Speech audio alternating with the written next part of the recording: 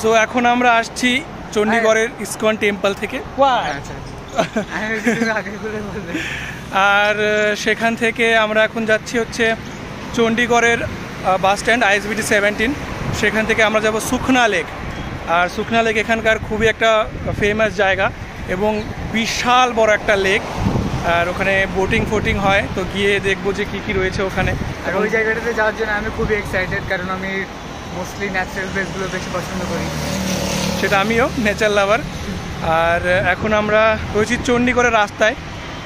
So ও একটা কথা আমাকে বলেছে, সেটা সত্যি, যে চণ্ডীগড়ে রাস্তার পাশে পাশে গাছ লাগানো নয় আর কি, গাছের মধ্যে দিয়ে রাস্তা, বনের মধ্যে দিয়ে রাস্তা। আসলেই তাই, এত পরিমাণ গাছ, এত বেশি গাছ, আর গাছগুলোর বয়স এত বেশি যে মনে হয় না যে রাস্তার পাশে গাছ লাগানো হয়েছে। হ্যাঁ, আর এরকমই মনে হয় যে একটা বাগানের ভেতর দিয়ে মেইন রোড, নট বাগান, বনের মধ্যে দিয়ে, বনের মধ্যে।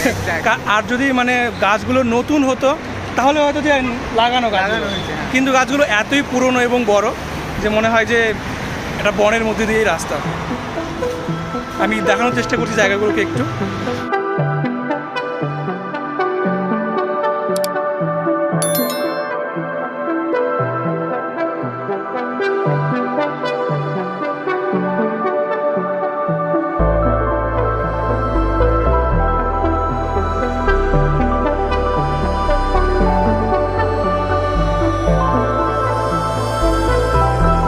যেহেতু চণ্ডীগড় একটা প্ল্যান্ট সিটি, সেজন্য সবচেয়ে যেটা বেশি ভালো লাগে এখানকার, সেটা হচ্ছে যে সমস্ত রাস্তাগুলোই কিন্তু দুটো লেন রয়েছে অলরেডি।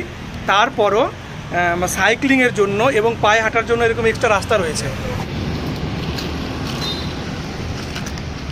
এই যে হচ্ছে সাইক্লিংয়ের রাস্তা, এখানে মার্ক করা রয়েছে।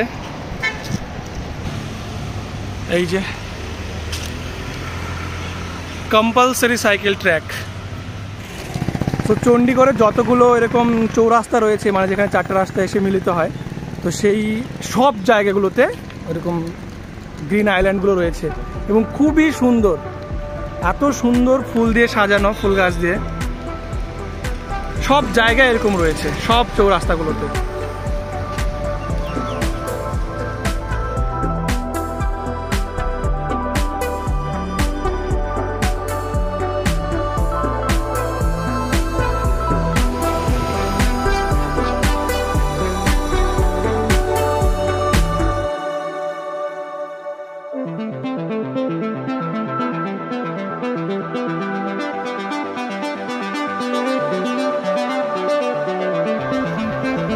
তো আমরা চলে এসেছি সুখনা লেক। এইদিকে লেকটা রয়েছে আর সামনে সম্ভবত গেট। আজকে হোলির জন্য প্রচুর ভিড়। একটাই ভয় লাগছে কেউ ধরে আবির না দিয়ে দেয়। পালিয়ে পালিয়ে বাঁচিয়ে বাঁচিয়ে যাচ্ছি।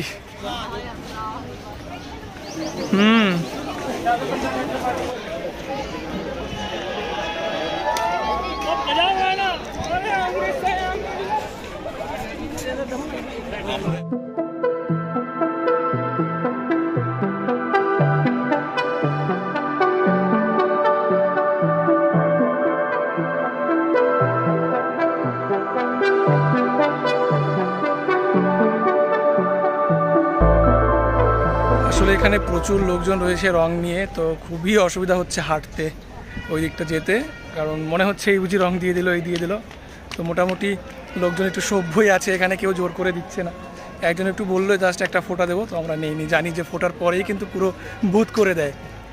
তো আমরা অপোজিট, হ্যাঁ, মানে লেকের যে অপোজিট দিকটা রয়েছে, যেটাতে পাহাড় রয়েছে, তো আমরা চেষ্টা করবো সেই দিকে যাওয়ার। তো আমাদের বলে দিল যে আবার সেই মেন রোডে বেরিয়ে আমাদেরকে ঘুরে যেতে হবে।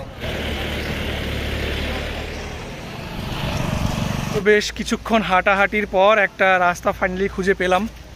এইটা গুগল ম্যাপ দেখে মনে হচ্ছে যে এটা দিয়ে যাওয়া যাবে। ওই লেকের যে পেছনে জঙ্গল টাইপের ছিল, ফরেস্ট, রিজার্ভ ফরেস্ট হয়তো ওটা, তো ওই দিকে মনে হয় যাওয়া যাবে। তো যাওয়া গেলে ফিরে আসতে হবে, আর কিছু করার থাকবে না। শুভ শুভ বলো, পায়ে ব্যথা নিয়ে। তো আশা রাখছি যে এই রাস্তা দিয়ে আমরা গিয়ে আর ফিরে আসতে হবে না। সামনে মনে হয় একটা বার্ড পার্ক রয়েছে, সেইটা সোমবার দিনই বন্ধ থাকে। আর দুর্ভাগ্যবশত আজকে সোমবার। তার পাশে একটা জায়গা দেখলাম, এত সুন্দর লাগছে জায়গাটা, আর এর মধ্যে একটা কি ঘর টাইপের কিছু একটা, যাই হোক, কিন্তু জায়গাটা খুবই সুন্দর। ক্যামেরায় অতটা হয়তো বোঝা যাচ্ছে না, পুরো গাছগুলোতে একদম জঙ্গলে ঢেকে গেছে। সো যেটাকে ঘরের মতো কিছু একটা ভেবেছিলাম সেটা আসলে এই যে পাখিরালয়টা আছে তার টিকিট কাউন্টার।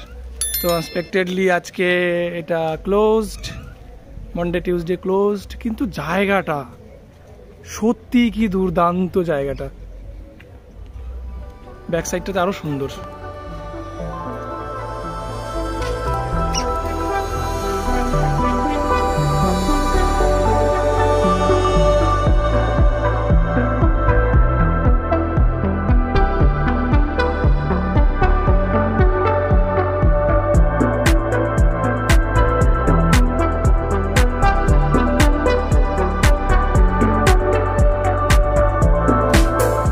এটা হচ্ছে সেই নাগারবন রিজার্ভ ফরেস্ট লেকের সঙ্গে লাগোয়া।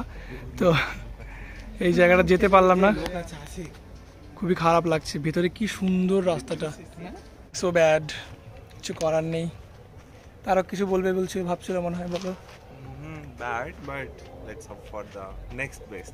Next best. Oh my god, and what is that? এত সুন্দর জায়গাটা ছিল, কি সুন্দর রাস্তাটা। সত্যি হ্যাঁ, রাস্তাটা তো এনজয় করেছি অ্যাট লিস্ট। আর এইটা সেই লেকের সঙ্গে গিয়েই ময়ূরের আওয়াজ শুনলাম, কত সুন্দর কোয়াক কোয়াক।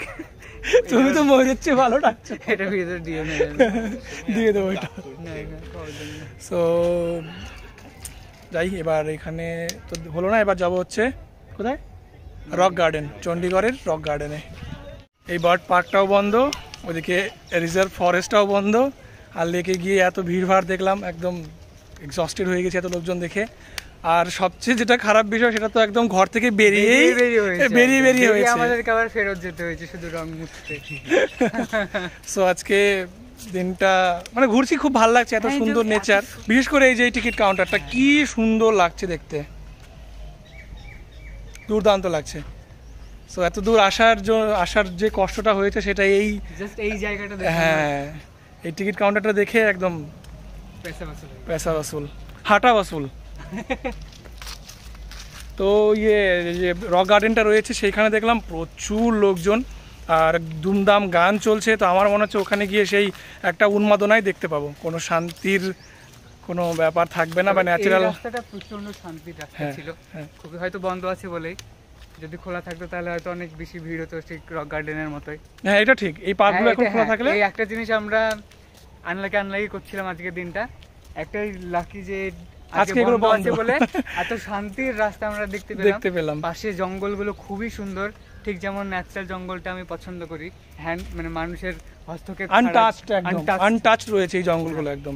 কিন্তু পার্কগুলোতে সেটা থাকে না, সব ছেটে আর্টিফিশিয়াল মনে হয়। সেই গাছ কেটে ঘোড়া বানিয়ে রেখেছে, গাছ কেটে ময়ূর বানিয়ে রেখেছে, কি বিরক্ত লাগে ওই জিনিসগুলো দেখলে। আমার এনজয় করি না, এনজয় করি সেটা হচ্ছে এই ন্যাচারাল ব্যাপারটা। সেই বিশেষ করে এই যে গাছগুলোর মধ্যে একদম জঙ্গল ঝুলে আছে একদম, এই গাছের ভেতরে গাছ একদম জড়িয়ে পাল্টে। সো হাঁটতে একটা জায়গা দেখলাম, এটা হচ্ছে পুরো লিলি গার্ডেন রাস্তার। Lily garden? হ্যাঁ, এই তো লিলি ফুটে আছে, দেখাচ্ছি। এই যে স্পাইডার লিলি, পুরো খুবই সুন্দর হয় এই স্পাইডার লিলির স্মেল। আর এখানে ওই সাইনবোর্ড লাগানো রয়েছে রাস্তাতে, যেখানে হরিণ ক্রস করে, তাই গাড়ি আসতে চালাতে সেরকম সাইনবোর্ড লাগানো রয়েছে এখানে। হ্যাঁ, ডিয়ার ক্রসিং সাইন। তো সেই ক্রস করতে দেখতে পারলে পুরো হরিণের ঝাঁককে পুরো একদম আজকে মজা এসেছে, সার্থক হতো আর কি এখানে আসা এত কষ্ট করে।